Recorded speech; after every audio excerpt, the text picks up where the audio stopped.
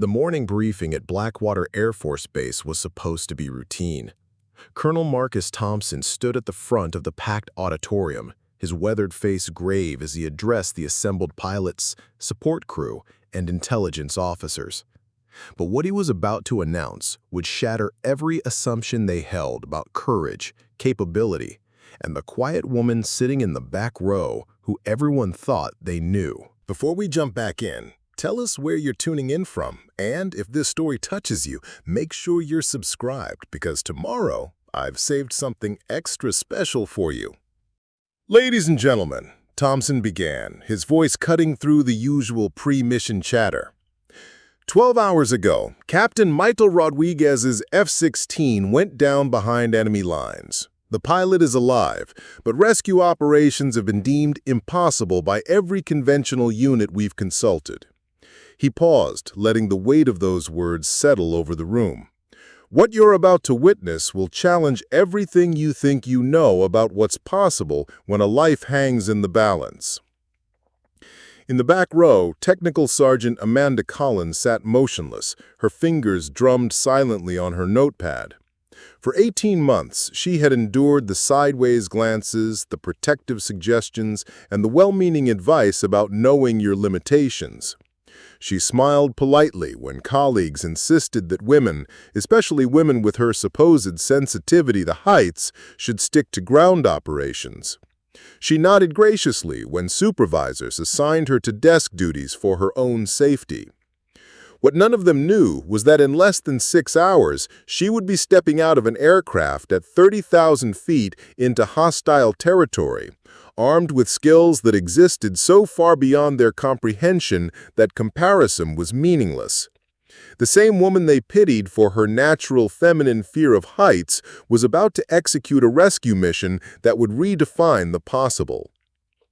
But first, she would have to sit through another morning of gentle mockery, protective condescension, and assumptions that had become so deeply embedded in the base culture that no one even questioned them anymore.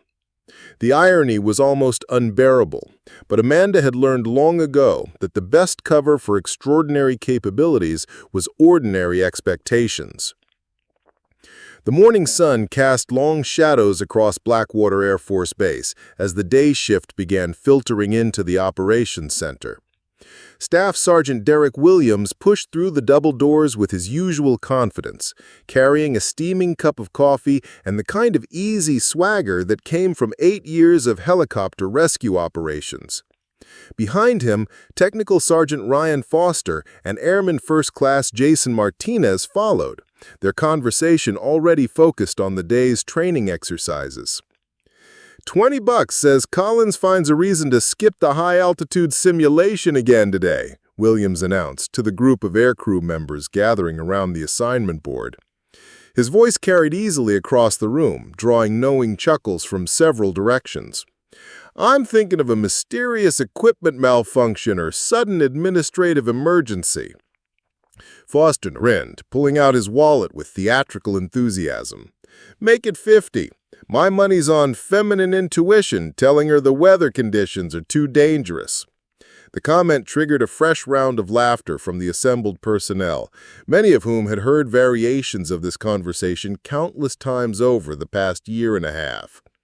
Come on, guys, protested Senior Airman Lisa Park, though her tone suggested she wasn't entirely serious. Maybe she just has legitimate concerns about the training protocols. Park's defense was half-hearted at best, colored by months of watching Amanda Collins excuse herself from various high-altitude exercises and simulation training. Legitimate concerns, Martinez repeated, shaking his head with amusement. Right, like when she had to leave early during last month's parachute familiarization course, or when she developed that convenient stomach bug right before the mountain warfare training exercise. The stories had taken on a life of their own, growing more elaborate with each retelling. What had begun as a few observed incidents had evolved into an accepted narrative about Amanda's supposed limitations.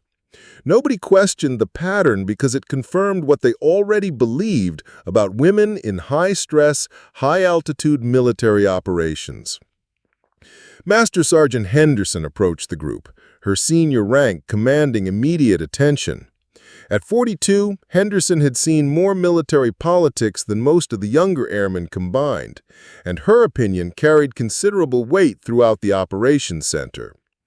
"You know," she said, her voice taking on the tone of someone sharing hard-earned wisdom, "I've been watching Collins for months now, and I think we need to have a serious conversation about appropriate duty assignments."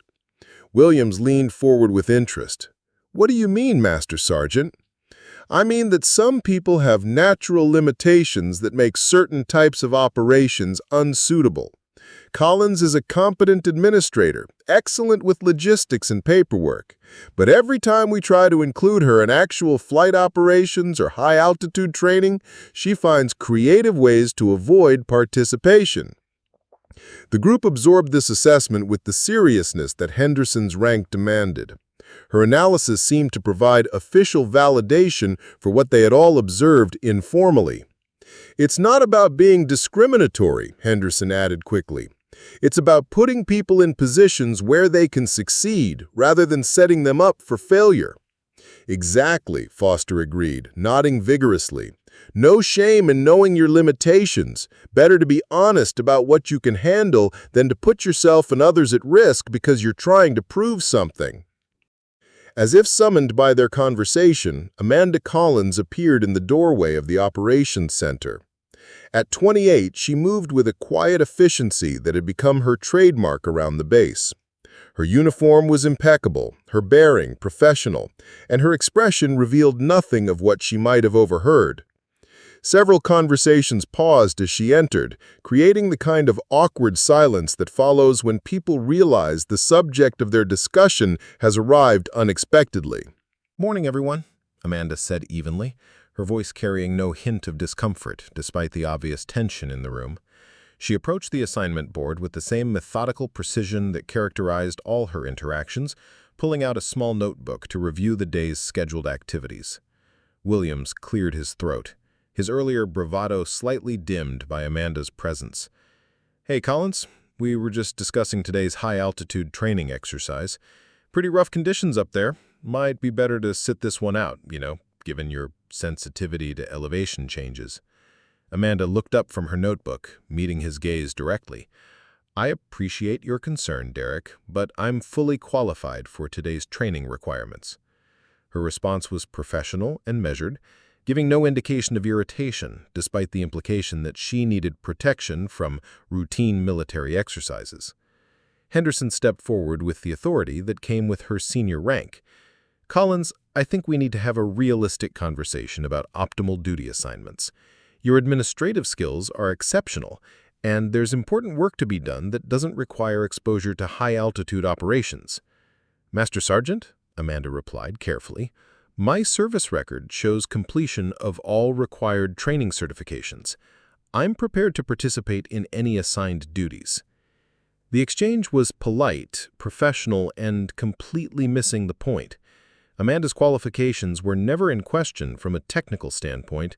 What concerned her colleagues was what they perceived as her psychological unsuitability for operations that involved significant altitude or physical risk.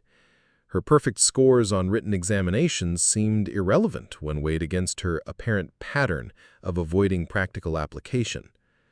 "Look," Foster interjected, his tone suggesting he was trying to be helpful rather than critical. "We've all seen how you handle simulation exercises. There's no judgment here, but maybe it's time to acknowledge that some people just aren't cut out for certain types of military operations." Park nodded in agreement, though her expression suggested some discomfort with the direction of the conversation. "Ryan's got a point. I mean, there's nothing wrong with having limitations. We all have things we're not comfortable with." Amanda closed her notebook and looked around the room at faces that revealed a mixture of concern, condescension, and poorly concealed amusement. These were colleagues she had worked with for 18 months, people who had observed her daily performance and interactions, yet none of them had questioned the narrative that had somehow crystallized around her supposed limitations. "I understand everyone's concern," Amanda said finally, "but I'm confident in my abilities to handle today's training requirements." Major Patricia Davidson entered the operations center at that moment, her presence immediately shifting the dynamic of the conversation. As the base's deputy operations officer, Davidson commanded respect from all personnel, regardless of rank or specialty. Her sharp eyes took in the assembled group and the obvious tension in the room. "Problem here?" Davidson asked, her tone suggesting she had already formed opinions about what was happening. Henderson straightened to attention. "No problem, Major. Just discussing optimal personnel assignments for today's high-altitude training exercise." Davidson's gaze moved to Amanda, studying her with the analytical precision that had made her one of the most effective operations officers on the base. "Collins, you feel prepared for today's exercise?" "Yes, ma'am," Amanda replied without hesitation. Davidson nodded slowly, but something in her expression suggested she wasn't entirely convinced.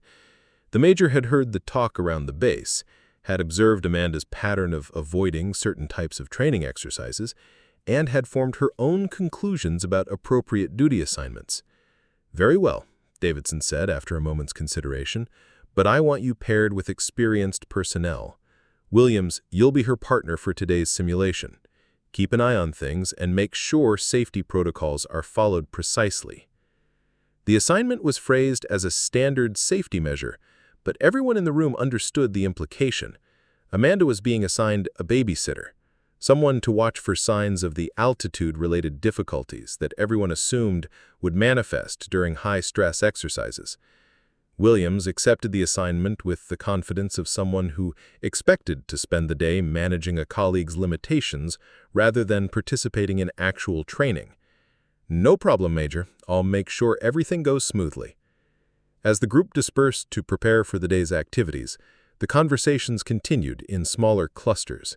Amanda's situation had become a regular topic of discussion, not out of malice, but because it seemed to confirm widely held assumptions about gender differences in high-risk military operations. "I feel kind of sorry for her," Park confided to Martinez as they walked toward the equipment lockers. "She's obviously trying hard, but some people just aren't built for this kind of work." Martinez nodded sympathetically. "Yeah, it's tough. She's got the book knowledge, but when it comes to actually performing under pressure, especially at altitude, she just can't handle it." Preparing and narrating this story took us a lot of time, so if you are enjoying it, subscribe to our channel. It means a lot to us. Now back to the story. Their assessment was shared by most personnel on the base. Amanda Collins was viewed as someone trying to prove something beyond her natural capabilities, a well-meaning individual whose limitations made her unsuitable for the more demanding aspects of military aviation operations. In the equipment room, Amanda methodically checked her gear while conversations swirled around her. The other personnel were discussing weekend plans, sharing stories about previous training exercises, and making casual observations about weather conditions. But underneath the normal chatter, she was acutely aware of the careful monitoring that had become standard whenever she participated in operational exercises. Technical Sergeant Michelle Roberts approached with the kind of concerned expression that Amanda had learned to recognize. Roberts was genuinely well-meaning, but her protective instincts had been shaped by months of observing what everyone interpreted as Amanda's struggles with altitude-related anxiety. "Amanda," Roberts said quietly, "I want you to know that there's no pressure to push yourself beyond your comfort zone today. If you start feeling overwhelmed or dizzy during the simulation, just signal immediately. Better to acknowledge limitations than to put yourself and others at risk." Amanda nodded politely, choosing not to point out that she had never actually exhibited signs of altitude sickness or anxiety during any exercise. The narrative had become so embedded in the collective consciousness that contradicting evidence seemed irrelevant. People saw what they expected to see, interpreted normal caution as evidence of fear, and transformed routine safety protocols into proof of psychological limitations. As she completed her equipment check, Amanda reflected on the peculiar situation she found herself in. For 18 months, she had maintained perfect cover by allowing people to believe exactly what their assumptions led them to conclude. The story they had constructed about her limitations served her purposes perfectly, ensuring that no one looked too closely at her background or questioned why someone with her supposed sensitivities had been assigned to an operational airbase. The morning briefing was scheduled to begin in 15 minutes, and Amanda knew it would include the same careful language about safety protocols and appropriate limitations that had characterized every discussion of her participation in training exercises. Her colleagues would continue their well-meaning efforts to protect her from situations they believed exceeded her capabilities. What none of them suspected was that the quiet, supposedly altitude-sensitive woman they thought they were protecting possessed qualifications that existed so far beyond their experience that comparison was meaningless. The same person they assumed needed careful monitoring during routine training exercises was actually waiting for circumstances that would require capabilities they couldn't imagine. But for now, Amanda Collins would continue playing her part, maintaining the cover story that had served its purpose so well. The truth would reveal itself when the stakes demanded nothing less than the impossible, and someone with her particular skills was the only hope for bringing a downed pilot home alive. As the operations center filled with personnel preparing for the day's activities, Amanda took her assigned position and waited. The morning was about to become far more interesting than anyone expected. But first she would have to endure another round of protective concern from people who had no idea what she was actually capable of when the situation demanded everything she had to give. The high-altitude training facility at Blackwater hummed with activity as personnel prepared for the day's most challenging exercise. The altitude chamber, a sophisticated piece of equipment designed to simulate conditions at various elevations, stood at the center of the training complex like a metallic cathedral. Today's session would take participants through simulated conditions equivalent to 25,000 feet, testing their physiological and psychological responses to extreme altitude. Amanda Collins stood at the edge of the group, reviewing technical specifications on her tablet, while her assigned partner, Derek Williams, made final adjustments to his oxygen equipment. The other participants moved with the confident efficiency of personnel who had completed similar exercises dozens of times, but their glances in Amanda's direction carried the weight of expectation. Everyone was waiting to see how the woman with supposed altitude sensitivity would handle the most demanding training exercise on the base schedule. "All right, people," announced Chief Master Sergeant Robert Hayes, his voice commanding immediate attention from the assembled trainees. At 54, Hayes had overseen thousands of altitude training sessions and could predict with remarkable accuracy which personnel would struggle with the physical and mental demands of high-altitude operations. His weathered face carried the authority that came from 30 decades of military aviation experience. "Today's exercise will push you to your physiological limits," Hayes continued, his eyes scanning the group with particular attention to Amanda. "We'll be simulating emergency decompression scenarios, oxygen system failures, and the kind of altitude-related stress that can incapacitate untrained personnel in minutes. Anyone who feels uncomfortable or experiences symptoms should signal immediately."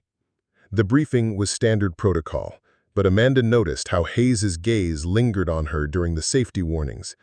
The chief's concerns weren't based on malice, but on months of observing what everyone interpreted as her reluctance to participate fully in high-altitude exercises. His protective instincts had been shaped by the collective narrative about her limitations. "Collins?" Hayes called out, his tone carrying the careful neutrality of someone delivering potentially unwelcome news. "Given your previous experiences with altitude exercises, I'm assigning you to Monitoring Station 3. You'll observe the exercise parameters and provide support documentation." The assignment was presented as routine, but everyone in the facility understood its real purpose. Monitoring Station 3 was where they placed personnel who weren't expected to complete the full exercise successfully. It was a face-saving measure that allowed Amanda to participate without risking the kind of altitude-related incident that her colleagues assumed was inevitable. Amanda looked up from her tablet, meeting Hayes's gaze directly. "Chief, I'm fully prepared to participate in the complete exercise protocol. My medical clearance is current, and my equipment is properly calibrated." An uncomfortable silence settled over the facility. Amanda's request to participate fully contradicted everything her colleagues believed about her capabilities. Several personnel exchanged meaningful glances, their expressions conveying the kind of concern typically reserved for someone about to attempt something clearly beyond their abilities. Technical Sergeant Michelle Roberts stepped forward, with the diplomacy that came from years of managing delicate personnel situations. "Amanda, nobody doubts your commitment, but maybe it would be better to work up to the full exercise gradually. The altitude simulation can be pretty intense, especially for people who have sensitivity issues." "What sensitivity issues?" Amanda asked quietly, her professional composure intact despite the frustration building behind her calm exterior. The question hung in the air, like a challenge to assumptions that had become so deeply embedded that no one even remembered their origins. Roberts looked uncomfortable, clearly regretting having made such a direct statement about limitations that everyone discussed privately but rarely addressed openly. Williams jumped in with the kind of protective enthusiasm that made Amanda want to scream. "Look, Collins, we've all seen how you handle high-altitude situations. The hesitation, the way you find reasons to avoid certain exercises. There's no shame in acknowledging that some operations just aren't suitable for everyone." "Derek," Amanda said carefully, "when exactly have you observed me showing hesitation during high-altitude operations?" Williams looked genuinely puzzled by the question, as if Amanda were challenging something so obvious that it hardly required documentation. "Come on, you know what I'm talking about. The parachute training last month when you had to leave early for that administrative meeting, the mountain warfare exercise where you developed food poisoning, the helicopter insertion training where you were reassigned to communication support." Each incident Williams cited had been carefully orchestrated by Amanda to maintain her cover story, but listening to them recited as evidence of her limitations created an almost surreal disconnect between reality and perception. Her colleagues had constructed an elaborate narrative based on deliberate misdirection, and that narrative had become more real to them than any contradicting evidence. "Those were legitimate operational requirements," Amanda replied, though she knew her explanation would be interpreted as defensive rationalization rather than fact. Hayes intervened with the authority that came from his senior rank. "Collins, I think we need to have a frank discussion about optimal duty assignments. Your administrative and technical skills are exceptional, and there's crucial work that doesn't require exposure to high-altitude stress situations." The conversation was taking on the feel of an intervention, with well-meaning colleagues gathering to help Amanda acknowledge limitations that existed primarily in their own assumptions. The kindness in their voices made it somehow worse than outright hostility would have been. Major Patricia Davidson entered the training facility at that moment, her presence immediately shifting the dynamics of the discussion. As Deputy Operations Officer, Davidson commanded respect from all personnel, but her expression suggested she had been monitoring the situation with growing concern. "What's the holdup here, Chief?" Davidson asked, her tone carrying the impatience of someone with a packed schedule and little tolerance for extended debates. Hayes straightened to attention. "Ma'am, we were just discussing appropriate participation levels for today's altitude exercise. Some personnel require modified protocols based on their individual limitations." Davidson's sharp gaze moved to Amanda, studying her with the analytical precision that had made her one of the most effective operations officers on the base. "Collins, you feel prepared for today's full exercise protocol?" "Yes, ma'am," Amanda replied, without hesitation. "Any medical restrictions or concerns that would prevent your participation?" "No, ma'am." Davidson nodded slowly, but her expression suggested she was weighing factors beyond Amanda's stated readiness. The major had heard the discussions around the base, had observed the pattern of missed exercises, and had formed her own conclusions about appropriate limitations. Very well, Davidson said after a moment's consideration, but I want continuous monitoring of all physiological parameters, any signs of distress or altitude-related symptoms, and we abort immediately.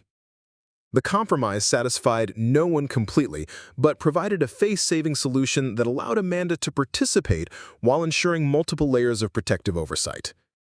As Davidson left to attend to other duties, the remaining personnel began preparing for an exercise that everyone expected to confirm their assumptions about Amanda's limitations. The altitude chamber itself was an impressive piece of engineering, designed to replicate the physiological challenges of high-altitude operations with scientific precision.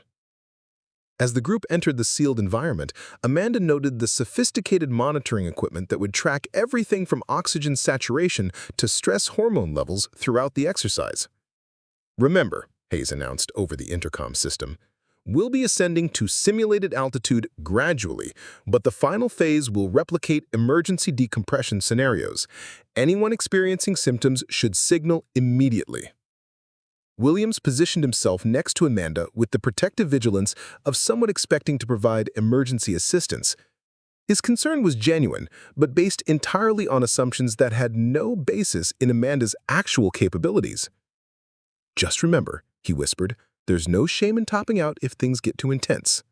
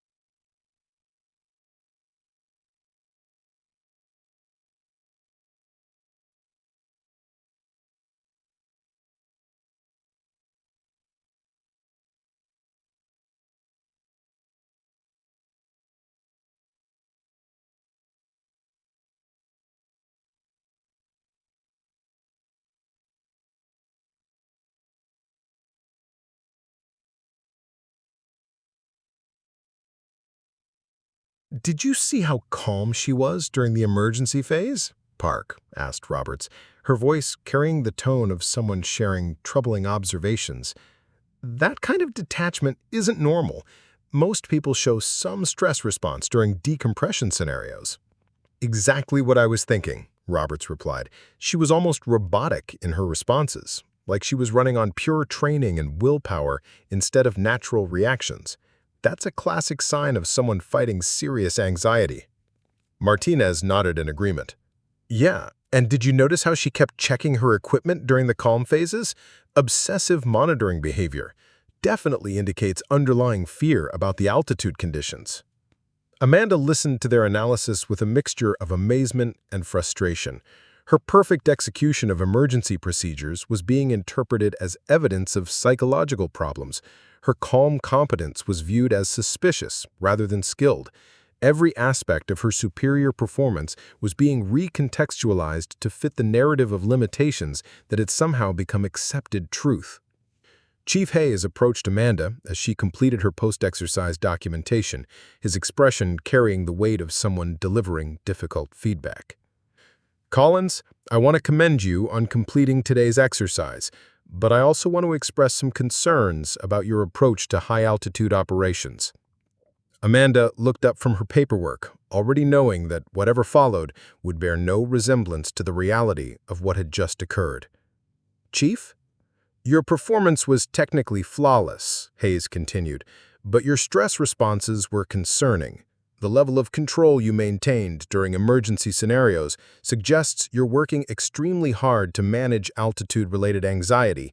That kind of psychological pressure isn't sustainable in actual operational conditions. The assessment was delivered with genuine concern, but it revealed how completely Hayes had bought into assumptions that had no basis in actual observation. Amanda had just demonstrated superior performance under conditions that had challenged every other participant, but that performance was being interpreted as evidence of the very limitations it contradicted. Chief, Amanda said carefully, my vital signs remained stable throughout the exercise, and I completed all procedures within established parameters. That's exactly what concerns me. Normal personnel show measurable stress responses during emergency scenarios. Your lack of physiological reaction suggests you're suppressing natural fear responses, which could lead to dangerous overconfidence in actual emergency situations. Amanda stared at Hayes in amazement. Competence was being redefined as a character flaw. Superior performance was being interpreted as evidence of psychological problems, and her complete comfort with high-altitude operations was somehow proof that she couldn't handle high-altitude operations. As the training facility emptied and personnel returned to their regular duties, Amanda found herself alone with her thoughts and the growing realization that maintaining her cover story was becoming more complicated than she had anticipated.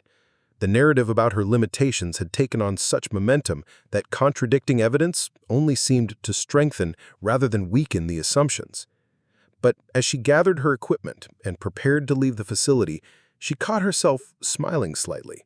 In a few hours, the same colleagues who were analyzing her supposed psychological limitations would witness her stepping out of an aircraft at 30,000 feet into hostile territory to save a downed pilot. The disconnect between their assumptions and her actual capabilities was about to become irrelevant, but first she would have to endure several more hours of well-meaning concern from people who had no idea what she was actually capable of when the stakes demanded everything she had to give. As she walked across the base toward her next assignment, Amanda reflected on the peculiar psychology of assumption and expectation. Her colleagues were intelligent, experienced military personnel, but they had constructed such a complete narrative about her limitations that superior performance only reinforced their beliefs rather than challenging them. Soon, however, reality would intrude on their assumptions in ways that would fundamentally alter how they understood both capability and the danger of underestimating someone based on preconceived notions about gender and fear. The Personnel Review Board meeting was scheduled for 1400 hours in Conference Room C, a sterile, administrative space where careers were dissected with clinical precision.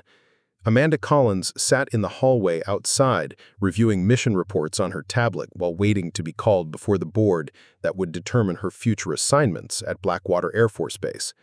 The morning's altitude training exercise had apparently triggered concerns that required formal administrative review. The door opened and Staff Sergeant Derek Williams emerged, his face flushed with what appeared to be embarrassment. As Amanda's assigned partner during the altitude exercise, Williams had been called to provide first-hand observations about her performance and behavior. His testimony would carry significant weight in determining whether Amanda would continue to receive high-altitude training assignments. "Collins," Williams said quietly as he passed, not meeting her eyes directly, "I want you to know that everything I told them was for your own safety. Sometimes people need protection from situations that could damage their careers permanently." Amanda looked up from her tablet, studying Williams' expression with professional detachment. "What exactly did you tell them, Derek?" Williams shifted uncomfortably, clearly regretting having initiated the conversation. "Just the truth about what I observed during the exercise. The way you handled distress, the signs of psychological pressure, the concerning lack of normal fear responses. Someone needed to document the reality of the situation." "And what reality was that?" "Look," Williams said, his voice dropping to avoid attracting attention from personnel passing through the hallway, "everyone can see you're pushing yourself beyond your natural limitations. The rigid control, the obsessive equipment checking, the way you suppress normal altitude responses, it's textbook overcompensation behavior."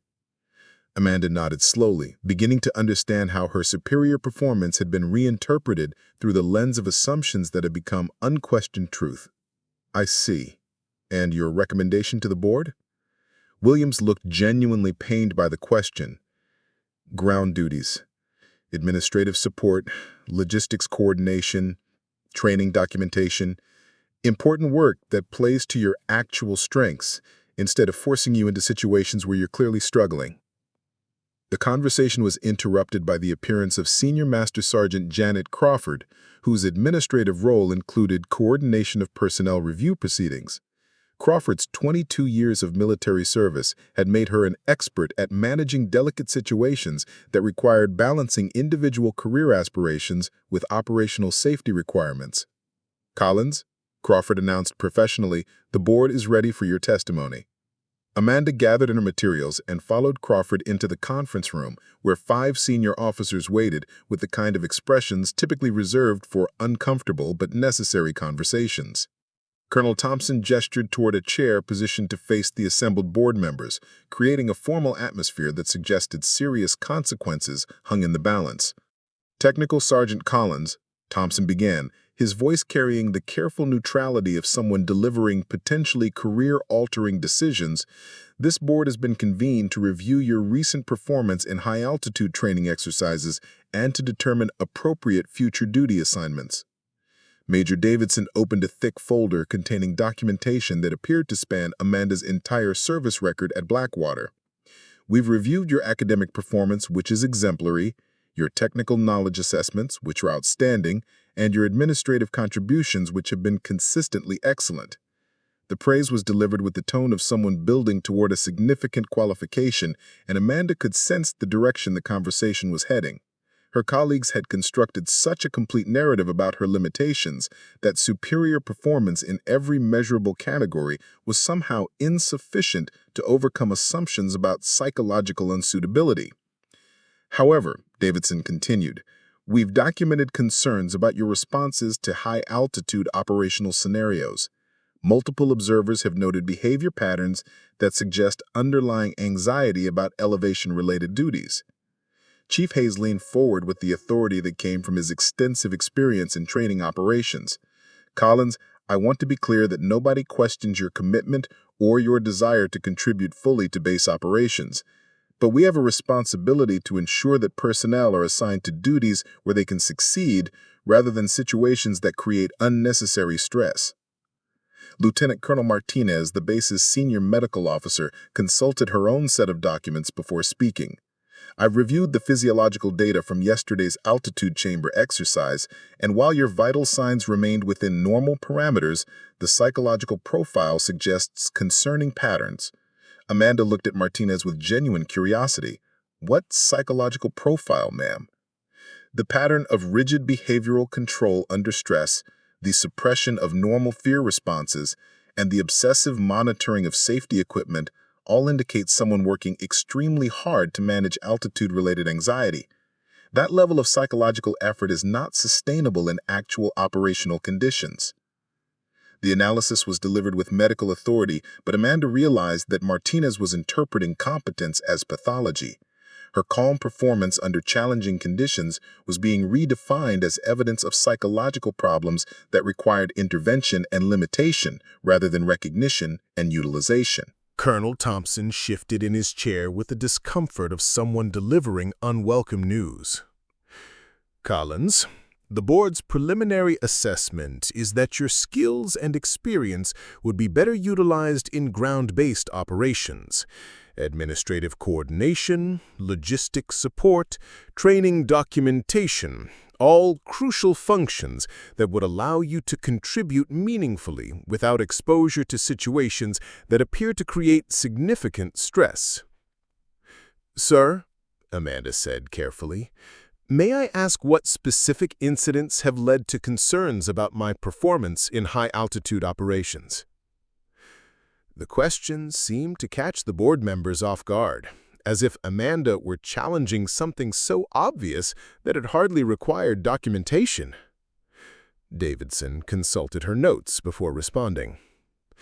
The pattern includes your early departure from parachute familiarization training due to administrative conflicts, your absence from mountain warfare exercises due to illness, your reassignment from helicopter insertion training to communication support, and most recently, the concerning psychological responses observed during altitude chamber exercises.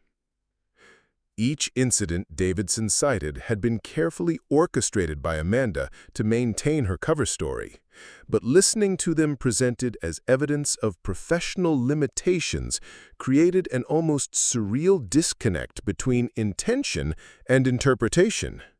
Her deliberate misdirection had become the foundation for assumptions that were now shaping her career trajectory. "Ma'am," Amanda replied, "those incidents involve legitimate operational requirements and medical situations. I'm not sure they constitute a pattern of avoiding high-altitude duties." Hayes interrupted with the impatience of someone who had dealt with similar denial from personnel facing uncomfortable truths about their limitations. "Collins, we've all observed your behavior during training exercises.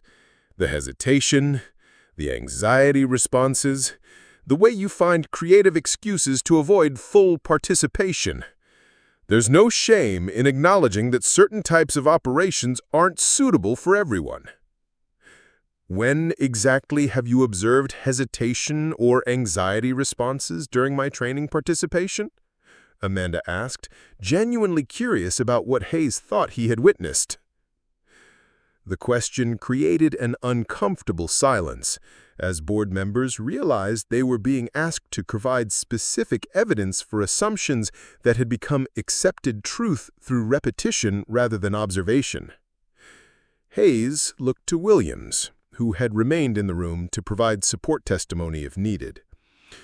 Williams cleared his throat nervously. "Yesterday's altitude exercise was a perfect example.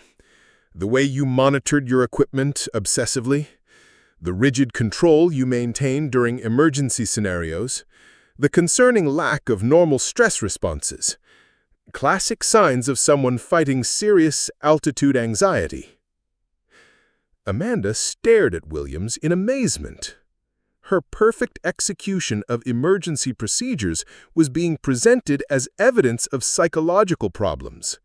Her calm competence was being interpreted as suspicious behavior that indicated underlying fears rather than superior training and capability.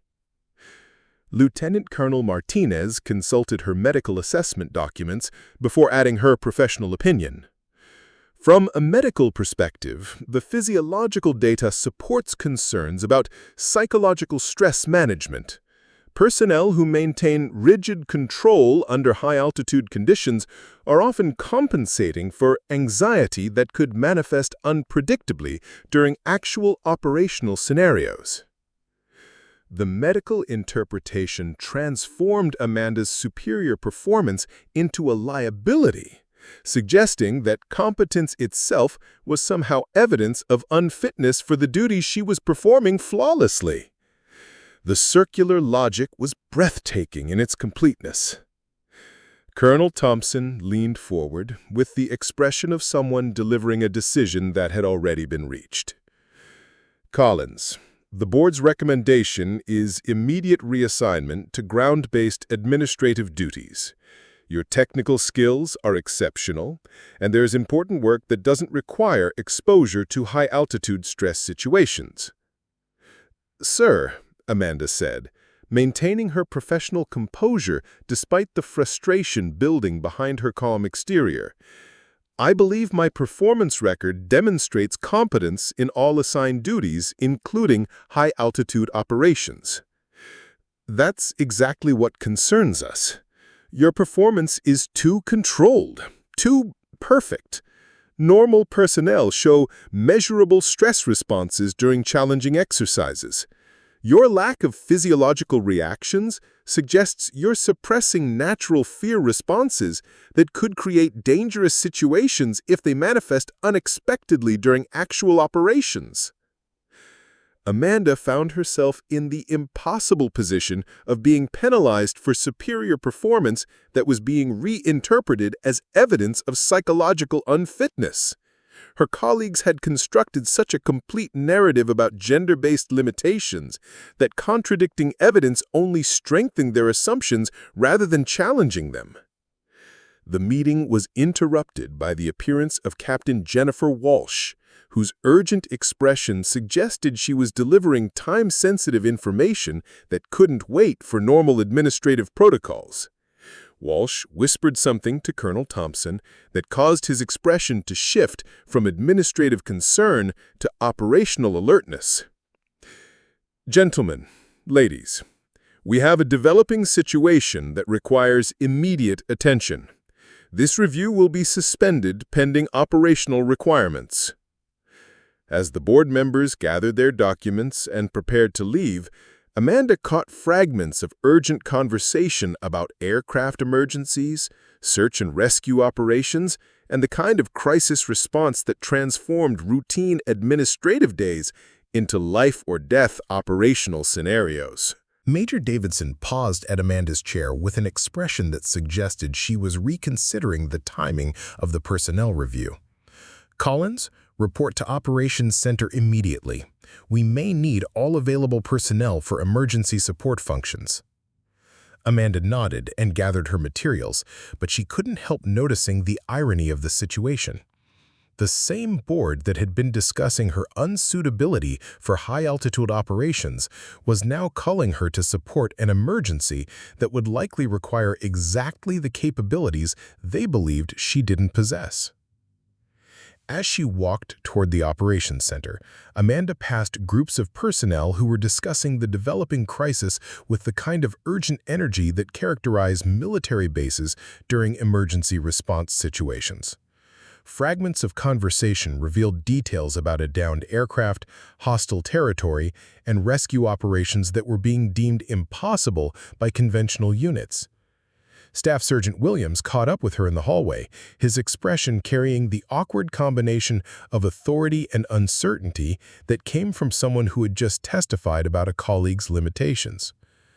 Collins, about the board meeting, I want you to know that my testimony was based on genuine concern for your safety and career. I understand, Derek, Amanda replied, though her tone suggested she was processing information that Williams couldn't comprehend. The reassignment to ground duties isn't a punishment, Williams continued. It's recognition that everyone has optimal areas of contribution. Your administrative and technical skills are exceptional, and there's crucial work that doesn't require exposure to situations that create unnecessary stress. Amanda paused outside the operations center, studying Williams with an expression that suggested she was seeing him from an entirely new perspective. "Derek, what if you were completely wrong about my limitations?" Williams looked genuinely puzzled by the question. "What do you mean?" "What if everything you think you know about my capabilities is based on assumptions that have no relationship to reality?" Williams' confusion was evident. "Collins, I don't understand what you're getting at. We've all observed your responses to high-altitude situations. The patterns are clear to anyone with experience in aviation psychology." Amanda smiled slightly, an expression that carried implications Williams couldn't begin to process. "Derek, in about 6 hours, you're going to learn exactly how wrong assumptions can be when they're based on expectations rather than evidence." The cryptic statement left Williams staring after Amanda as she entered the operations center where Colonel Thompson was already briefing senior personnel about an emergency that would test every assumption they had made about capability, courage, and the quiet woman they thought they knew so well. Inside the operations center, Amanda could see classified displays showing aircraft positions, enemy territory markers, and search coordinates that painted a picture of an impossible rescue scenario developing in real time.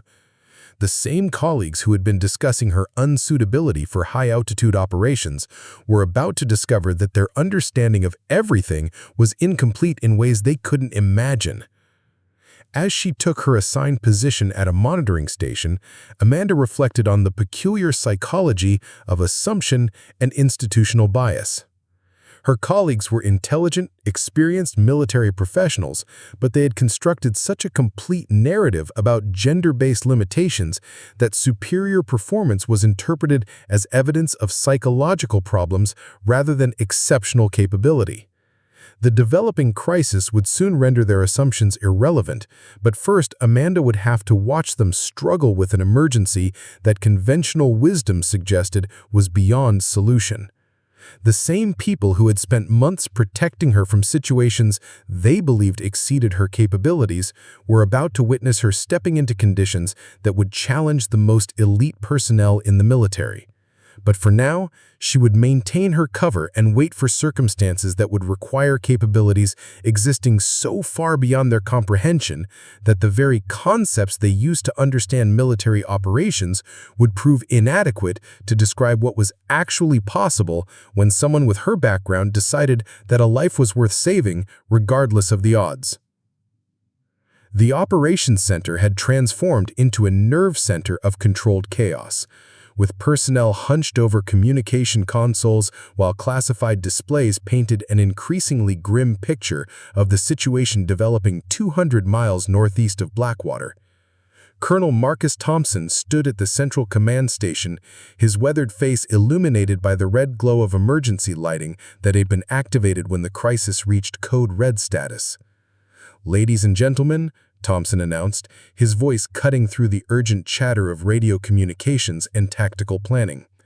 At 0630 hours this morning, Captain Michael Rodriguez's F-16 Fighting Falcon went down approximately 40 kilometers behind enemy lines in the Kandahar mountain region. The pilot ejected successfully and is alive, but his situation is deteriorating rapidly. Amanda Collins maintained her position at Monitoring Station 7, ostensibly assigned to track communications traffic, but her trained eye was already analyzing tactical displays that revealed the true complexity of the rescue scenario. The satellite imagery showed Rodriguez's position on a narrow ledge roughly 12,000 feet up a nearly vertical mountain face, surrounded by hostile territory that conventional rescue assets couldn't penetrate without triggering an international incident. Major Patricia Davidson approached the central display with the grim efficiency of someone delivering news that no one wanted to hear. "Intelligence indicates that enemy forces are actively searching for the downed pilot. We estimate 12 to 18 hours before hostile units reach his position. Weather reports show a major storm system moving in that will ground all conventional aircraft within 6 hours." The mathematical precision of the timeline created its own sense of urgency. Rodriguez was trapped in conditions that were becoming impossible for standard rescue operations, with enemy forces closing in and weather deteriorating beyond the operational limits of normal military aircraft. Every conventional solution was being systematically eliminated by circumstances that seemed designed to create an unsolvable problem. Lieutenant Colonel Sarah Martinez stepped forward with medical intelligence that added another layer of complexity to an already impossible situation. Latest communication with Captain Rodriguez indicates he sustained injuries during ejection, suspected broken ribs, possible internal bleeding, and exposure symptoms that will become life-threatening within 12 hours given current temperature conditions. Staff Sergeant Derek Williams, who had been assigned to coordinate with Search and Rescue Command, looked up from his communication console with the expression of someone who had been delivering increasingly bad news for the past hour. SAR Command reports that all helicopter assets are grounded due to weather conditions. Fixed-wing aircraft can't operate in that terrain even under optimal conditions. The cascade of negative reports was creating a perfect storm of impossibility that left conventional military doctrine without viable solutions. Every standard rescue protocol was being eliminated by factors beyond human control, leaving a decorated pilot to face capture or death in conditions that defied traditional military capabilities. Chief Master Sergeant Robert Hayes consulted tactical manuals with the desperate efficiency of someone searching for overlooked options in scenarios that had been wargamed extensively but never successfully resolved. Special Operations Command has 3 units that specialize in impossible extractions, but none are available for deployment within our timeline. The 160th Night Stalkers are committed to operations in Syria, Delta Force is conducting classified missions in the Pacific, and Navy SEALs are dealing with maritime emergencies off the coast of Somalia. Amanda listened to the litany of unavailable resources while studying intelligence displays that showed Rodriguez's exact position with GPS precision. The tactical situation was challenging, but not impossible for someone with the right training and equipment. The problem was that her colleagues were operating under assumptions about capability and risk that eliminated solutions before they could be properly evaluated. Colonel Thompson activated the secure communication link with Pentagon Operations Command, and suddenly the voices of general officers were filling the operations center with the kind of high-level consultation that occurred when field commanders faced scenarios that exceeded normal decision-making authority. Blackwater Base, this is General Patricia Blackwood at Pentagon Operations. We've been monitoring your situation and, frankly, we're out of conventional options. The political ramifications of launching a full-scale rescue operation in that region could destabilize ongoing diplomatic negotiations. Thompson's response carried the frustration of a field commander watching a serviceman face impossible odds while bureaucratic considerations tied his hands. General, we have a pilot whose survival depends on immediate action. There has to be something we can do. Colonel, we've consulted every available resource. The combination of hostile territory, impossible terrain, weather conditions, and diplomatic constraints creates a scenario that exceeds the operational capabilities of conventional rescue assets. Unless someone can perform miracles, Captain Rodriguez is beyond our ability to extract. The blunt assessment hung in the air like a death sentence. Pentagon Operations was essentially declaring that one of their own was expendable because the rescue requirements exceeded the limits of what military doctrine considered possible. The psychological impact on Operations Center personnel was immediate and devastating. Technical Sergeant Michelle Roberts approached Amanda's monitoring station with the kind of desperate expression that characterized personnel searching for any overlooked possibility in an impossible situation. Collins, you've been reviewing the tactical displays. Do you see anything that might have been missed? Any potential approach that could work? Amanda looked up from her console, meeting Roberts's gaze with an expression that suggested she was processing information from an entirely different perspective than her colleagues. Michelle, what if the assumptions about impossibility are based on conventional thinking, rather than actual limitations. Roberts looked puzzled by the question. What do you mean? The terrain is impossible for helicopters, the weather is grounding all aircraft, and the enemy presence makes conventional insertions suicidal. Those aren't assumptions, they're facts. Are they? Amanda asked quietly, her tone carrying implications that Roberts couldn't begin to process. The conversation was interrupted by the appearance of Captain Jennifer Walsh, whose intelligence briefing added yet another layer of complexity to an already impossible situation. Latest satellite imagery shows enemy search parties are making better progress than anticipated. We now estimate 8 to 10 hours before hostile forces reach Captain Rodriguez's position. The revised timeline compressed an already impossible mission into something that challenged the very concept of what could be accomplished within the constraints of physics and human capability. Personnel throughout the operations center exchanged looks that conveyed the growing realization that they were witnessing the death of a fellow serviceman because no conventional solution existed. Staff Sergeant Williams left his communication console and approached Colonel Thompson with the desperate energy of someone grasping for any possible alternative. "Sir, what about civilian contractors, mountain rescue specialists, extreme sports athletes, anyone with experience in impossible terrain conditions?" Thompson consulted his classified directories with the methodical precision of someone exploring every possible option before accepting defeat. "Williams, we've contacted every specialist resource in the continental United States. The combination of altitude, weather, hostile territory, and time constraints creates requirements that exceed the capabilities of even our most experienced extreme environment personnel." Amanda rose from her monitoring station and approached the central command display where satellite imagery showed Rodriguez's precise position with heartbreaking clarity. The pilot was visible as a small figure on a ledge that looked impossibly narrow and precarious, surrounded by terrain that seemed designed to defeat any rescue attempt. "Colonel," Amanda said quietly, her voice carrying an authority that hadn't been present during months of administrative interactions, "what if I told you that the rescue mission isn't impossible?" Thompson looked at Amanda with the kind of expression typically reserved for personnel who had been overwhelmed by crisis situations. "Collins, I appreciate your desire to help, but this scenario exceeds the capabilities of our most elite units. The requirements include high-altitude insertion in hostile territory, precision navigation in zero-visibility conditions, advanced medical training, and extraction capabilities that simply don't exist in conventional military doctrine." "Sir," Amanda replied calmly, "what if they do exist, but not where you've been looking?" The statement created an uncomfortable silence throughout the operations center as personnel tried to process what Amanda seemed to be implying. Major Davidson approached with the careful expression of someone dealing with a colleague who might be experiencing stress-related breakdown.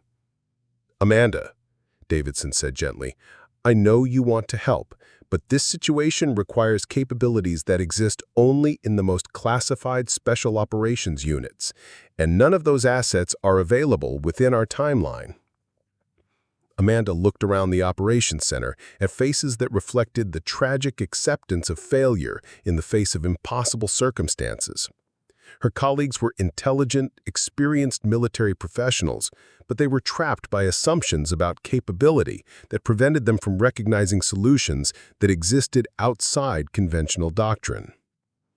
"Major," Amanda said, her tone shifting to carry implications that Davidson couldn't comprehend, "what if the capabilities you're looking for are already here?" Before Davidson could respond, the secure communication link crackled with an incoming transmission from Captain Rodriguez himself.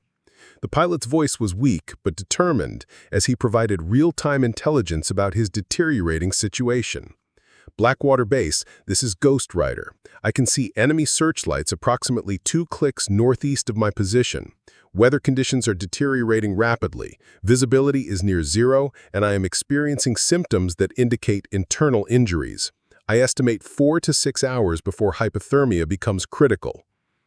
Rodriguez's transmission provided the kind of first-hand intelligence that transformed theoretical emergency into immediate life-or-death reality. The pilot was describing his own death sentence with the calm professionalism that characterized military personnel facing impossible odds. But his words galvanized everyone in the operations center into desperate action. Colonel Thompson activated emergency protocols that brought additional personnel rushing into the operations center. All available assets, report status for immediate deployment. I want every helicopter, every fixed-wing aircraft, every piece of equipment that might possibly reach Captain Rodriguez's position. The response was swift and comprehensive, but also devastatingly negative. Weather conditions had grounded every aircraft on the base.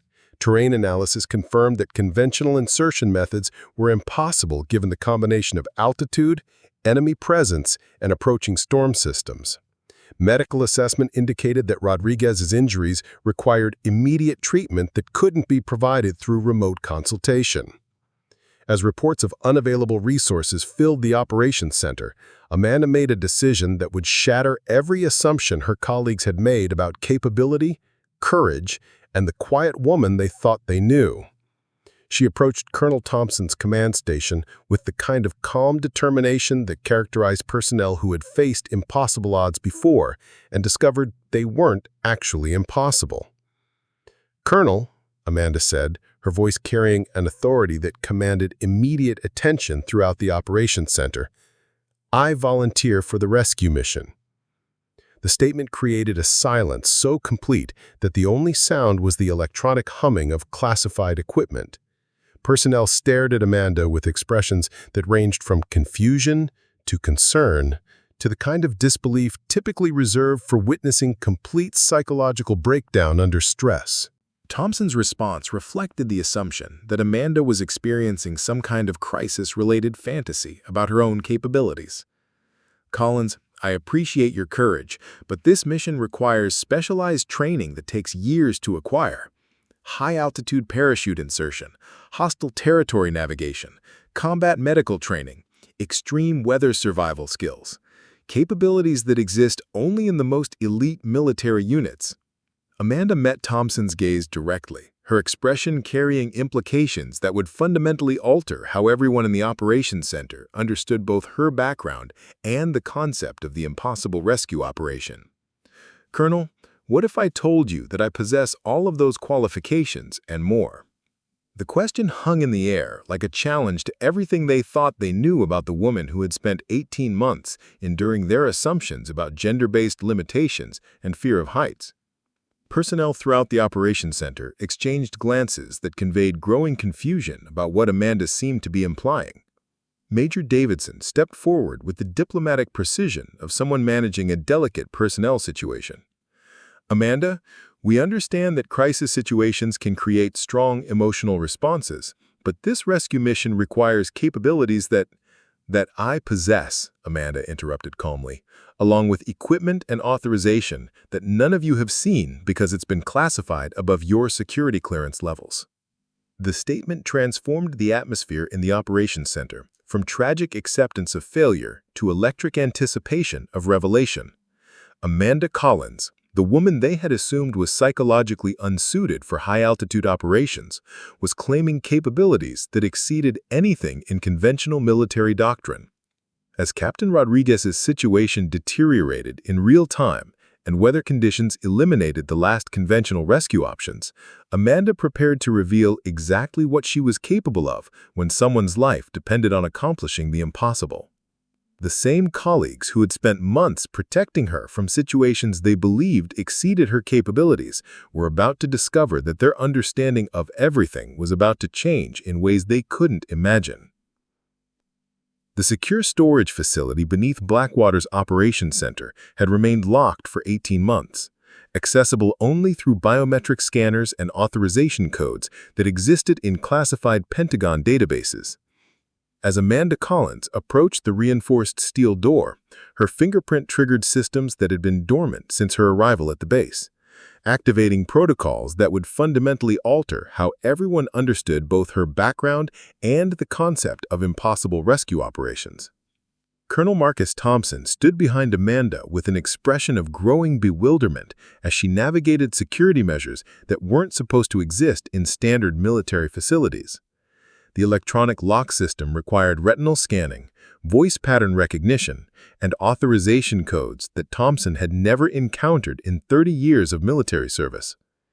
Collins, what exactly is behind that door? Amanda paused at the final security checkpoint, her hand poised over a control panel that would reveal equipment none of her colleagues had imagined existed at Blackwater. Colonel, the capabilities you've been looking for to rescue Captain Rodriguez. The door opened with a pneumatic hiss that revealed a chamber filled with equipment that belonged in science fiction rather than conventional military operations. Personnel who had crowded into the corridor behind Thompson stared in amazement at gear that represented the pinnacle of specialized rescue technology, designed for missions that exceeded the boundaries of what most military doctrine considered possible. The centerpiece of the concealed arsenal was a parachute system that incorporated technological advances years ahead of anything in standard military inventory. The wingsuit configuration included GPS guidance systems, oxygen recycling apparatus, medical monitoring equipment, and communication gear that could maintain contact through conditions that would defeat conventional radio systems. Staff Sergeant Derek Williams pushed forward with the kind of desperate curiosity that characterized someone watching their understanding of reality being systematically dismantled. Collins, where did this equipment come from? Why is it here? What's your clearance level for accessing classified gear? Amanda began removing components from their secured storage positions with practiced efficiency of someone who had used similar equipment countless times before. Derek, my clearance level is significantly higher than anything you've encountered at Blackwater. This equipment has been pre-positioned for emergency scenarios that conventional military assets can't handle. Major Patricia Davidson consulted her classified directories with growing confusion as she tried to identify programs or units that would justify such sophisticated equipment being stored at a routine airbase. Amanda, I've reviewed every special operations program in the Department of Defense, and nothing matches the technology level I'm seeing here. That's because you don't have access to the programs I'm associated with, Amanda replied calmly, pulling on a specialized jumpsuit that incorporated heating elements, medical monitoring systems, and communication arrays that transformed the wearer into a mobile command center. The jumpsuit itself was a marvel of engineering that went far beyond anything personnel had seen in conventional military operations. The fabric incorporated materials that could withstand extreme temperature variations. The helmet system included heads-up display technology that provided real-time navigation and targeting information, and the integrated equipment could sustain operations in conditions that would kill unprotected personnel within minutes. Chief Master Sergeant Robert Hayes approached the equipment array with the analytical precision of someone trying to understand capabilities that exceeded his frame of reference. Collins, this gear represents technology that's at least 5 years ahead of anything in our current inventory. What program developed these systems? Amanda continued her equipment preparations while explaining her background in terms that were carefully calibrated to provide necessary information without revealing details that remained classified above her colleagues' security clearance levels. Chief, there are units within the Department of Defense that specialize in operations deemed impossible by conventional military doctrine. Personnel for these units are recruited from regular military branches and maintained under deep cover assignments. The explanation was creating more questions than it answered, but Amanda's colleagues were beginning to process the implications of what she was revealing. The woman they had assumed was psychologically unsuited for high-altitude operations was demonstrating familiarity with equipment that suggested training and experience far beyond anything they had imagined possible. Technical Sergeant Michelle Roberts examined the parachute system with growing amazement at technological sophistication that challenged her understanding of what was currently possible in aviation engineering. Amanda, this parachute configuration includes guidance systems that are more advanced than anything used by our elite special operations units. How long have you been qualified to use this equipment? 8 years. Amanda replied, matter-of-factly, connecting oxygen systems and checking equipment calibrations with the methodical precision of someone who had performed similar preparations dozens of times before. The timeline created immediate mathematical problems for personnel trying to understand Amanda's background. 8 years of specialized training meant she had been recruited and qualified for operations that exceeded elite military capabilities while simultaneously maintaining her cover identity as a regular Air Force technician. Lieutenant Colonel Sarah Martinez approached with medical monitoring equipment that would track Amanda's physiological status throughout the rescue mission. Amanda, the medical parameters for this operation exceed survival limits for normal personnel. The altitude requirements alone would incapacitate someone without specialized training. Amanda paused in her equipment preparations to meet Martinez's concerned gaze directly. Colonel, the altitude requirements for this mission are well within my operational parameters. I've completed missions at significantly higher elevations in more challenging conditions. The casual confidence in Amanda's voice was creating cognitive dissonance throughout the assembled personnel. The woman they had assumed was psychologically unsuited for high-altitude operations was demonstrating familiarity with equipment that suggested training and experience far beyond anything they had imagined possible. Colonel Thompson activated secure communication links with Pentagon Operations Command, seeking clarification about programs and personnel that seemed to exist outside normal military channels.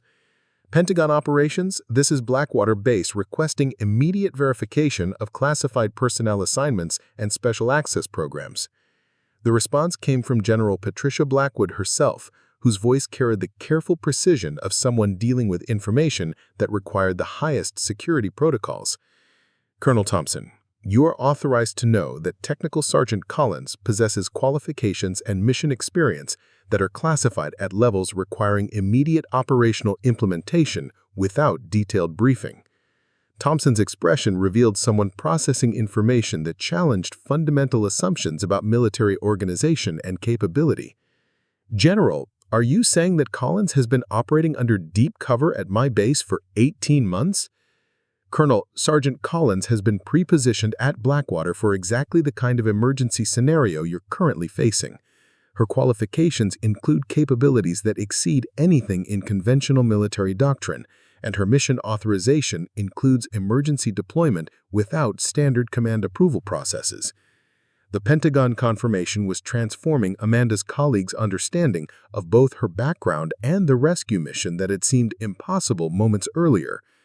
Personnel throughout the operations center were realizing that the woman they had assumed needed protection from challenging assignments possessed capabilities that existed far beyond anything they had imagined. As Amanda completed her equipment preparations, the sophisticated gear transformed her from the quiet administrative technician her colleagues thought they knew into someone who radiated the confidence that came from training and experience in operations that challenged the limits of human capability. The communication system integrated into her helmet connected her directly to satellite networks that provided real-time intelligence about Captain Rodriguez's deteriorating situation. Weather monitoring systems showed the approaching storm front that would make rescue impossible within hours, while enemy tracking data revealed hostile search parties closing in on the downed pilot's position. Staff Sergeant Williams approached Amanda with the bewildered expression of someone whose understanding of reality had been fundamentally altered in the span of 30 minutes. Collins, for 18 months, you've led us believe that you were afraid of heights, that you couldn't handle altitude operations, that you needed protection from challenging assignments. Why? Amanda looked up from her final equipment checks, her expression carrying implications that Williams was only beginning to process. Derek, the best cover for extraordinary capabilities is ordinary expectations. Nobody questions personnel who seem unsuited for the operations they're actually qualified to perform. The explanation was creating a cascade of realizations as personnel began recontextualizing 18 months of interactions through the lens of Amanda's actual background and capabilities. Every incident they had interpreted as evidence of limitations was revealed as carefully choreographed misdirection designed to maintain operational security.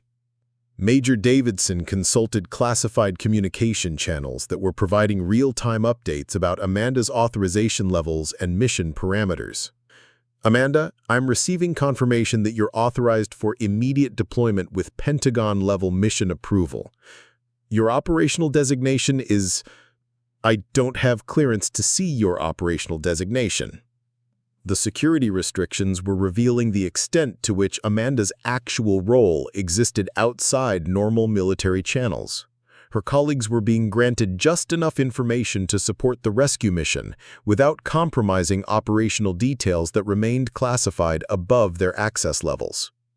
As Amanda approached the final stages of her preparation, the equipment systems activated with electronic precision that transformed her into a mobile command center capable of operating independently in conditions that would overwhelm conventional military capabilities. The heads-up display in her helmet provided real-time navigation data, medical monitoring systems tracked her physiological status, and communication arrays maintained contact with command centers that her colleagues didn't even know existed. Captain Jennifer Walsh emerged from classified communication channels with intelligence that added urgency to an already critical timeline. Amanda, latest satellite imagery shows enemy search parties are within 3 kilometers of Captain Rodriguez's position. Weather conditions are deteriorating faster than anticipated, and we're showing signs that the pilot's medical situation is becoming critical. Amanda nodded acknowledgement while making final adjustments to equipment that would sustain her through a rescue mission that challenged the boundaries of what was physically possible. Copy that. What's the current wind speed and direction at the target coordinates? The question revealed expertise that went beyond anything her colleagues had imagined she possessed. Amanda was requesting meteorological data with a precision of someone who had planned and executed similar operations under conditions that tested the limits of human capability and advanced technology. As personnel throughout the operations center watched in amazement, Amanda Collins transformed from the woman they thought they knew into someone who represented capabilities they hadn't known existed. The same person they had been protecting from routine training exercises was preparing to execute a rescue mission that had been deemed impossible by every conventional military unit. The psychological impact on her colleagues was immediate and profound. 18 months of assumptions were being systematically dismantled as they witnessed the quiet, supposedly altitude-sensitive technician preparing for operations that exceeded the qualifications of their most elite personnel. But the full scope of Amanda's capabilities remained to be revealed.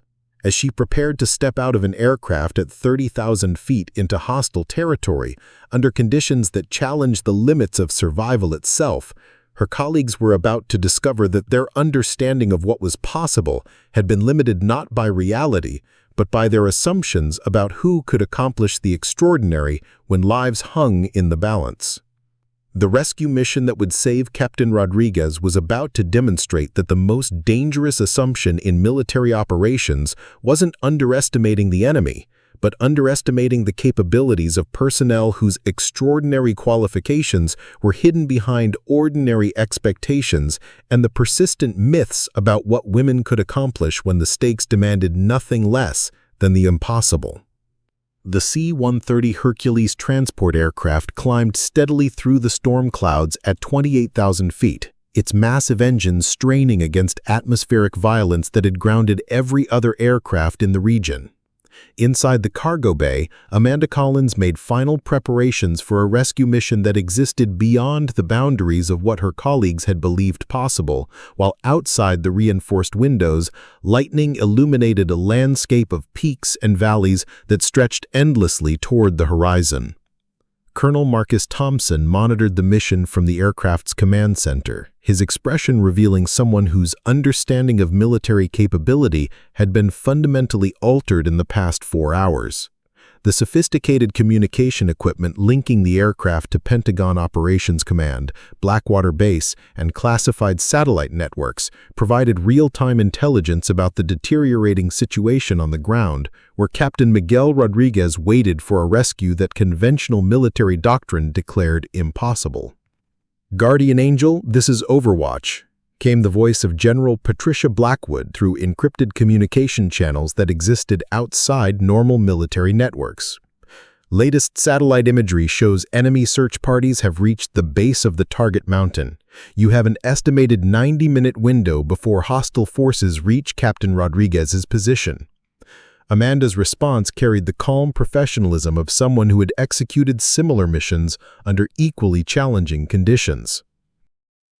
The casual confidence in her voice was creating continued cognitive dissonance among the aircrew members, who had spent the flight trying to process how the woman they had assumed was afraid of heights was now preparing to jump into a mountain storm at an altitude that would kill most people within minutes of exposure. Staff Sergeant Derek Williams, who had insisted on accompanying the mission despite having no relevant qualifications, approached Amanda's preparation area with the bewildered expression of someone watching their understanding of reality being systematically dismantled. "Collins, I still can't process what I'm seeing here. 18 months of believing you couldn't handle routine altitude training, and now you're about to jump from 30,000 feet into hostile territory in hurricane conditions?" Amanda paused in her equipment checks to meet Williams' gaze directly. "Derek, sometimes the most effective cover for extraordinary capabilities is letting people believe exactly what their assumptions lead them to conclude." The explanation was creating a cascade of realizations as Williams began recontextualizing every interaction they had shared through the lens of Amanda's actual background and mission. Every incident he had interpreted as evidence of limitations was revealed as carefully orchestrated deception, designed to maintain operational security while preparing for exactly the kind of emergency they were now facing. Major Patricia Davidson emerged from the aircraft's intelligence center with classified updates that painted an increasingly grim picture of the tactical situation. "Amanda, we are receiving real-time medical telemetry from Captain Rodriguez.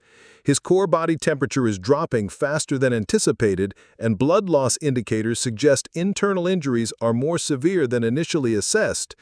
Medical estimates indicate 40 to 60 minutes before his condition becomes critical." The compressed timeline was adding urgency to an already impossible mission, but Amanda's response revealed training and experience that went far beyond anything her colleagues had imagined she possessed. "Copy that, Major. Medical equipment is configured for field trauma treatment and hypothermia management. Extraction timeline allows for emergency medical stabilization at the target site." The technical precision of Amanda's response demonstrated knowledge of combat medicine that required years of specialized training to acquire. Personnel throughout the aircraft were realizing that her qualifications extended far beyond high-altitude operations to include capabilities they associated only with the most elite military medical specialists. The C-130 reached 30,000 feet as the storm system reached peak intensity, creating atmospheric conditions that challenged the aircraft's ability to maintain stable flight. Lightning strikes illuminated the cargo bay with stroboscopic flashes while turbulence threatened to overwhelm even the Hercules' robust engineering. Outside the reinforced windows, the world had disappeared into a chaos of wind, snow, and electrical discharge that represented the kind of conditions that grounded all conventional aircraft. "Guardian Angel, this is flight operations," announced the aircraft's pilot through internal communication systems. "We've reached the maximum safe altitude for this weather system. Jump window will be 30 seconds due to navigation requirements and fuel limitations. Conditions at target altitude are showing winds gusting to 85 knots with severe downdrafts and near-zero visibility." The meteorological report described conditions that would challenge the most experienced military paratroopers, but Amanda was already moving toward the aircraft's rear cargo door with the calm efficiency of someone who had trained for exactly these circumstances. Her equipment systems were providing real-time environmental monitoring that allowed her to calculate approach vectors and landing probabilities with precision that exceeded anything in conventional military doctrine. As the cargo door began opening, the aircraft filled with the roar of wind and engines that created a sensory assault unlike anything the accompanying personnel had experienced. The temperature dropped immediately to levels that would incapacitate unprotected individuals within minutes, while the atmospheric pressure changes created physiological stress that tested even the aircraft's life support systems. Through the open door, personnel could see nothing but swirling darkness broken by occasional lightning flashes that illuminated mountain peaks disappearing into clouds. The target landing zone was invisible somewhere in the maelstrom below, accessible only through GPS navigation and the kind of precision flying that challenged the limits of human capability and advanced technology. Technical Sergeant Michelle Roberts approached Amanda's position with medical monitoring equipment that would track her physiological status throughout the descent. "Amanda, your heart rate and blood pressure are lower than mine, and I'm just observing from inside a pressurized aircraft. How is that possible when you're about to jump into conditions that would terrify elite special operations personnel?" Amanda's response revealed the extent to which her training had prepared her for operations that existed beyond normal human experience. "Michelle, fear is a luxury that personnel in my field can't afford. The mission parameters are challenging, but well within the operational envelope I've been trained to handle." The explanation was delivered with matter-of-fact confidence that demonstrated how completely Amanda's capabilities exceeded anything her colleagues had imagined she possessed. The same woman they had been protecting from routine training exercises was displaying psychological and physiological responses that indicated training and operations that challenged the boundaries of what was humanly possible. Colonel Thompson activated the mission's final communication sequence, establishing direct links between Amanda and every relevant command authority from Blackwater Base to Pentagon Operations Command.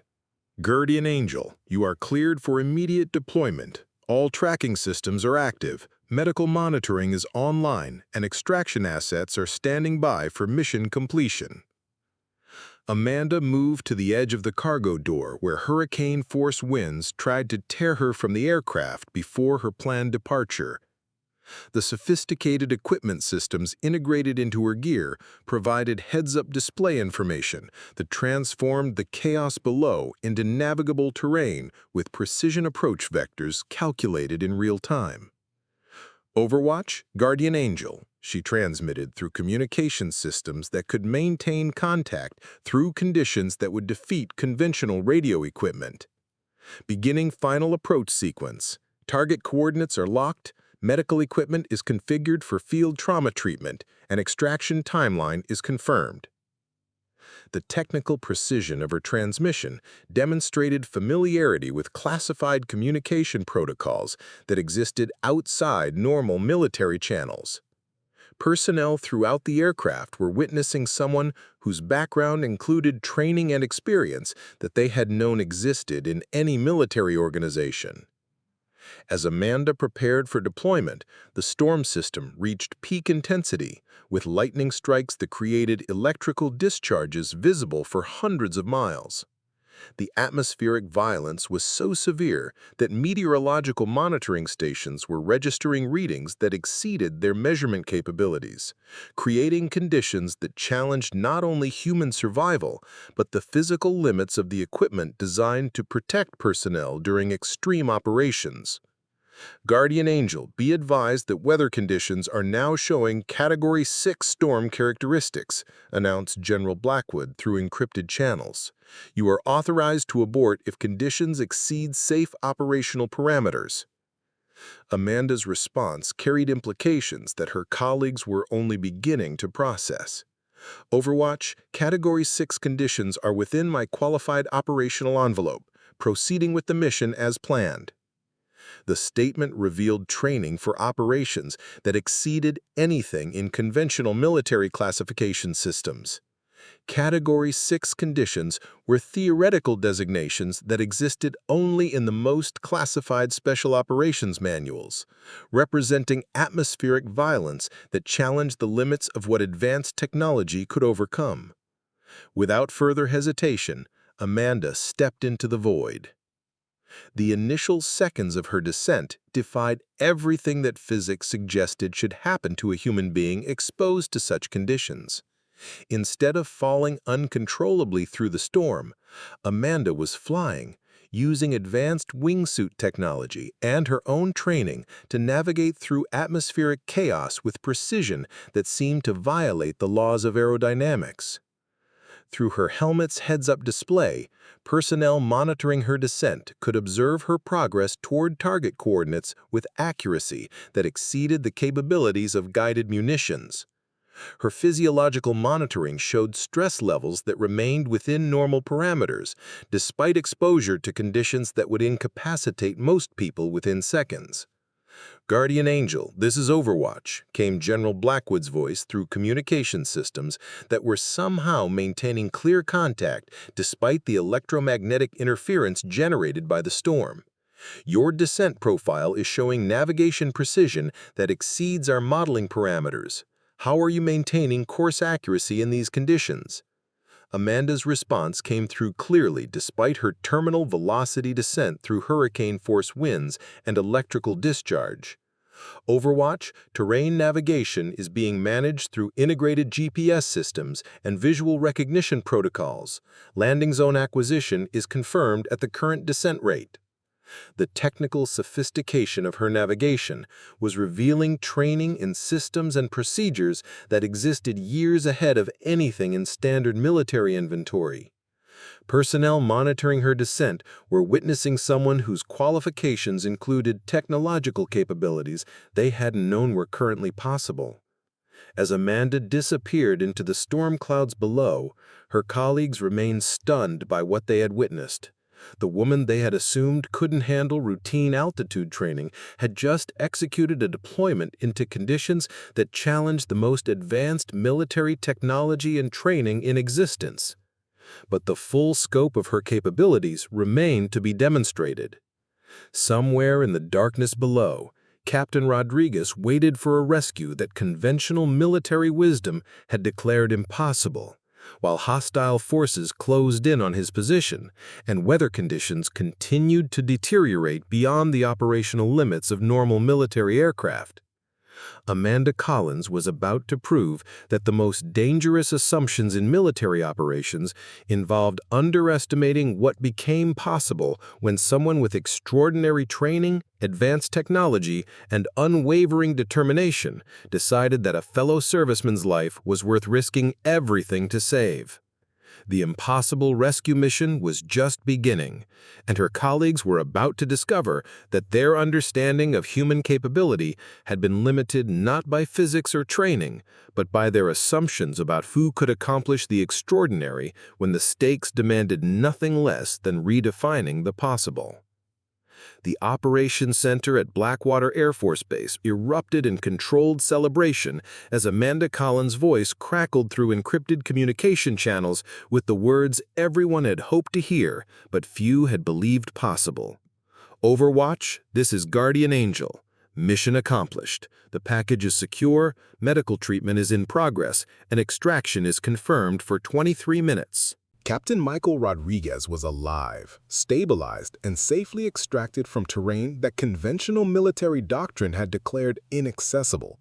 The rescue mission that had been deemed impossible by Pentagon Operations Command had been completed successfully by the woman her colleagues had spent 18 months assuming was afraid of heights. Colonel Marcus Thompson stood at the Central Command Station, his weathered face illuminated by displays showing real-time tracking of Amanda's extraction via classified aircraft that had materialized from programs none of the base personnel knew existed. The rescue operation had revealed not only Amanda's extraordinary capabilities, but an entire support infrastructure that operated outside normal military channels. "Ladies and gentlemen," Thompson announced to the assembled personnel, "Technical Sergeant Amanda Collins has just completed a rescue operation that redefined what we thought was possible in extreme weather, hostile territory conditions. Captain Rodriguez is alive and receiving emergency medical treatment thanks to capabilities we never knew existed at this installation."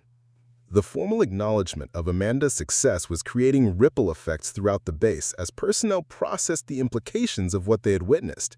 Staff Sergeant Derek Williams stood near the intelligence displays, his expression revealing someone whose fundamental understanding of capability and assumption had been permanently altered. Major Patricia Davidson approached Williams with classified documentation that was providing context for Amanda's background and qualifications. Derek, I've been authorized to share limited information about Guardian Angel operations. Amanda isn't just Air Force personnel. She's part of a joint services program that recruits exceptional individuals for missions that exceed conventional military parameters. The explanation was opening windows into military programs that existed beyond anything Williams had imagined. Major, how long has she been qualified for these operations? How did we not know? 8 years of specialized training, including advanced medical skills, high-altitude operations, hostile territory navigation, and technological systems that won't be standard military issue for another decade. Her cover assignment here was designed to provide regional response capability for exactly the kind of emergency we just faced. As personnel throughout the operations center processed this information, Amanda's voice returned through communication systems that were providing real-time updates from the medical transport aircraft carrying Captain Rodriguez to advanced trauma facilities.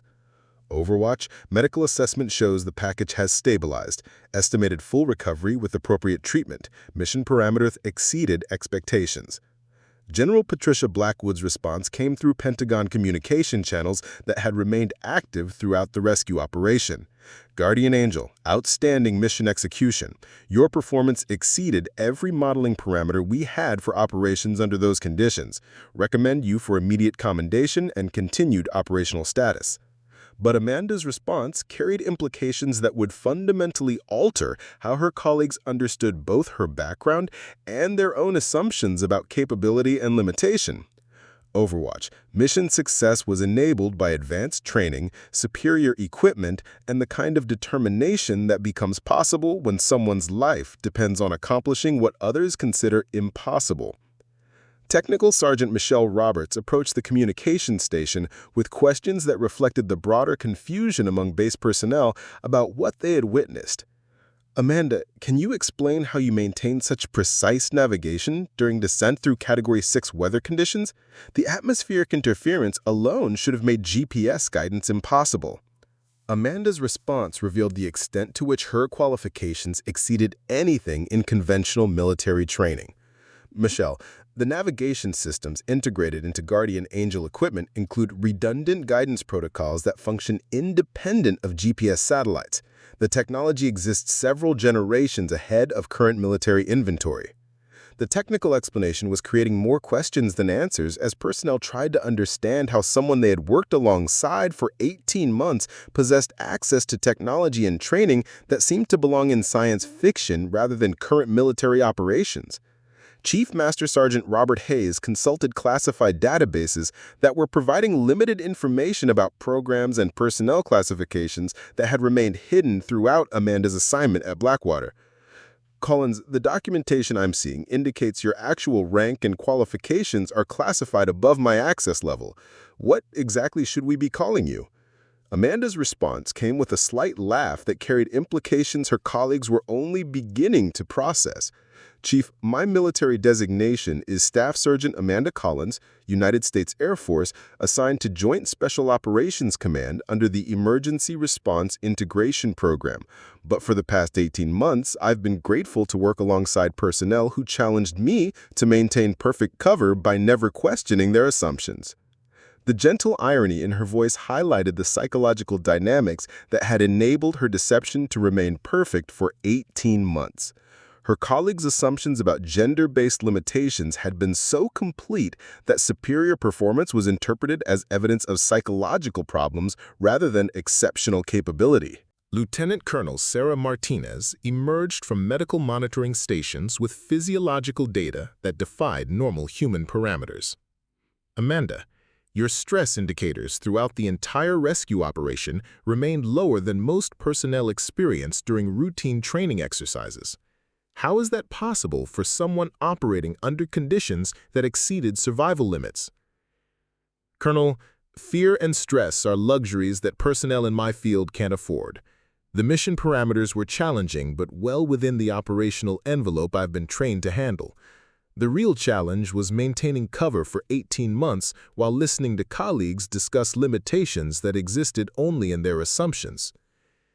As the immediate crisis resolved and Captain Rodriguez's medical transport confirmed successful extraction, personnel throughout Blackwater began processing the broader implications of what Amanda's revelation meant for their understanding of military capability, assumption, and the danger of underestimating people based on preconceived notions. Staff Sergeant Williams found himself face-to-face with Amanda as she returned to the operations center, still wearing equipment that represented technological advancement years beyond anything he had imagined currently existed. "Collins, Amanda, I need to apologize for 18 months of assumptions that were completely wrong about everything." Amanda's response carried the grace that comes from someone who had accomplished exactly what her mission required while maintaining perfect operational security. "Derek, you and everyone else responded exactly as human psychology predicts when people encounter situations that challenge their existing frameworks. The assumptions about gender and capability that shaped your interactions with me exist throughout military culture." The explanation was delivered without anger or criticism, but with the analytical precision of someone who understood that her colleagues' limitations had been psychological rather than intentional. Their assumptions had served her mission perfectly by ensuring that no one looked closely at background or qualifications that needed to remain classified. Major Davidson approached with documentation that would formally acknowledge Amanda's actual qualifications and mission status now that operational security no longer required maintaining her cover identity. "Amanda, Pentagon Operations has authorized full disclosure of your background to base personnel. Your actual service record includes commendations and qualifications that place you among the most elite military personnel in any branch." But Amanda's response suggested that recognition was less important than the broader lessons about assumption and capability that her mission had revealed. "Major, the most important outcome isn't acknowledging my qualifications, it's recognizing how dangerous assumptions can be when they prevent people from seeing capabilities that don't match their expectations." As Blackwater Air Force Base returned to normal operations, Amanda Collins had permanently altered how her colleagues understood both the possible and the assumptions that could blind them to extraordinary capabilities hidden in plain sight.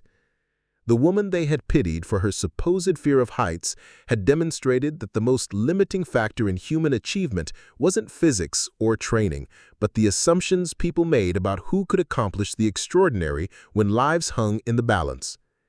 Captain Rodriguez's successful rescue stood as proof that the impossible became achievable when someone with exceptional training, advanced technology, and unwavering determination decided that preserving life was worth challenging every assumption about what was possible.